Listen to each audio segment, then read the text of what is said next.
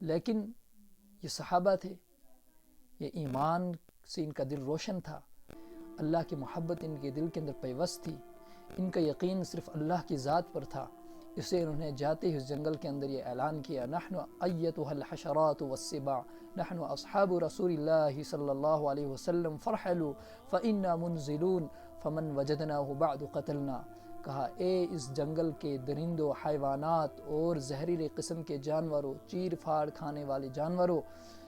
ہم اللہ کے نبی حضرت محمد عربی صلی اللہ علیہ وسلم کے ساتھی اور صحابہ ہیں،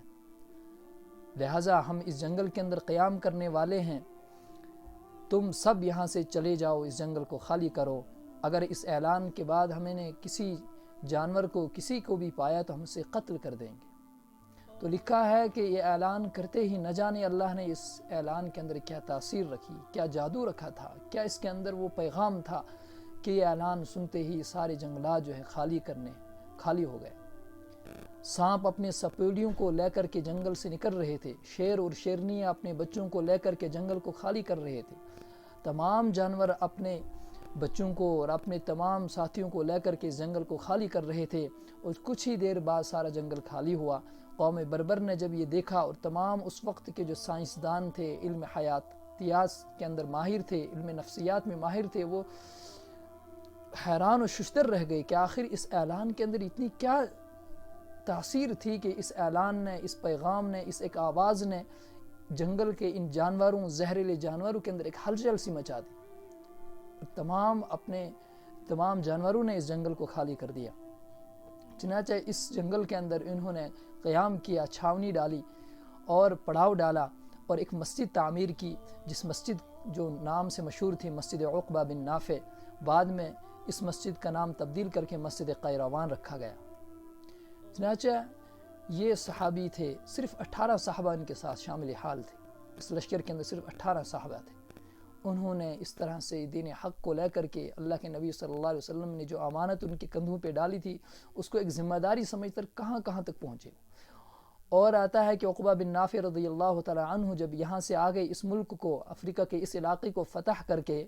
یہاں پر پڑاؤ ڈال کر کے آگے کی طرف نکلے، تو دریائے اوقیانوس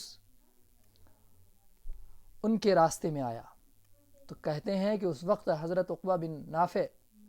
رضی اللہ تعالی عنہ نے اپنا گھوڑا فرط جذبات میں اس دریا کے اندر ڈالا، اور اللہ کی طرف مخاطب ہو کے کہا، اے اللہ، اگر یہ دریا، یہ سمندر میرے اس سفر میں حائل نہ ہوتا، اگر تمہاری زمین سکڑ نہ جاتی، تو میں آخری کنارے تک، زمین کے آخری کنارے تک تیرا پیغام لے کر جاتا، اور آپ کی وحدانیت کے گیت گاتا، اور تمام انسانوں کو حق کا پیغام سناتا، اور تیری وحدانیت کی طرف ان کو بلاتا، اور تیری وحدانیت کا پیغام انہیں سناتا۔ تو اسی کو علامہ اقبال نے اس شعر کے اندر اسی کی عکاسی کی ہے، دشت تو دشت دریا بھی نہ چھوڑے ہم نے، دشت تو دشت دریا بھی نہ چھوڑے ہم نے، بحر ظلمات میں دوڑا دیے گھوڑے ہم نے پھر جنگلوں کو نہیں دیکھا، ہم نے پھر سمندروں کو نہیں دیکھا، ہم نے پھر زہریلے جانوروں کو نہیں دیکھا، ہم نے ڈسنے والے اور جان لیوا سانپوں کے زہروں کو نہیں دیکھا، ہم نے پھر کسی دشمن کو نہیں دیکھا، جب ہمیں اللہ کے نبی صلی اللہ علیہ وسلم کی امانت ہمارے کندھوں پہ تھی، ہم نے اس پیغام حق کو آگے پہنچانا تھا، پھر کوئی چیز ہمارے راستے میں حائل نہیں ہو سکی، ہم نے کسی چیز کو اپنے راستے میں حائل نہیں ہونے دیا۔ میرے عزیز بھائیوں، یہ امانت ان کے کندھوں پر جس طرح اللہ کے نبی دے کر کے گئے تھے، یہ بوجھ امانت ہمارے کندھوں پر بھی ہے۔ آخر ہمیں بھی سوچنا چاہیے کہ آخر ہم اس دین کے خاطر کیا کرتے ہیں، ہم اس دین کے خاطر کتنی قربانیاں دیتے ہیں۔ ہم کبھی اس دین کے بارے میں سوچتے ہیں کہ آخر اللہ کے نبی صلی اللہ علیہ وسلم نے بھی ہمارے ذمے کوئی ذمہ داری لگائی ہے، کوئی امانت دے کر کے گئے ہیں، کبھی ہم بھی سوچا کریں۔ ہم سوتے ہیں تو فکر معاش میں سوتے ہیں، ہم جاگتے ہیں تو فکر معاش میں جاگتے ہیں، ہمارا اٹھنا اور بیٹھنا صرف فکر معاش میں ہوتا ہے۔ آخر ہم نے کلمہ بھی تو پڑھا ہے، آخر ہم نے اللہ کے نبی صلی اللہ علیہ وسلم سے اپنا رشتہ بھی تو جوڑا ہے، ہم مسلمان بھی تو کہلاتے ہیں، ہم ایمان والے بھی تو کہلاتے ہیں۔ ہمیں بھی تھوڑا سوچنا چاہیے ہم اس دین کی خاطر کیا کر رہے ہیں۔ اگر ہم ابھی تک غفلت میں ہیں، خدا را ہم تھوڑا سا سوچیں، اور کم سے کم اپنے ہی ذات پر فکر کریں، اور اپنے ہی وجود کے اندر اس دین شریعت کو اتارنے کی کوشش کریں، تب جا کر ہم دوسروں کو اس کی دعوت دے سکتے ہیں، دوسروں تک اس پیغام حق کو پہنچا سکتے ہیں۔ قوم اور اس وقت جو ہے انسانیت پیاسی ہے،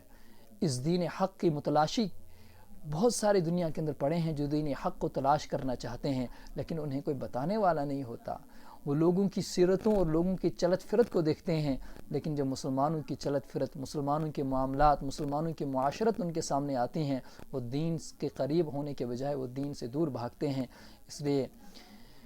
ہمارے ذمے بھی کچھ یہ قرض ہے جس کو ابھی چکانا باقی ہے، اس لیے ہم سب اس کی فکر کریں۔ اللہ تعالیٰ مجھے بھی عمل کی توفیق عطا فرمائے۔ سبحان اللہ و بحمدہ، سبحانک اللہم و بحمدک، ونشہد ان لا الہ الا اللہ ونستغفرک ونتوب الیک۔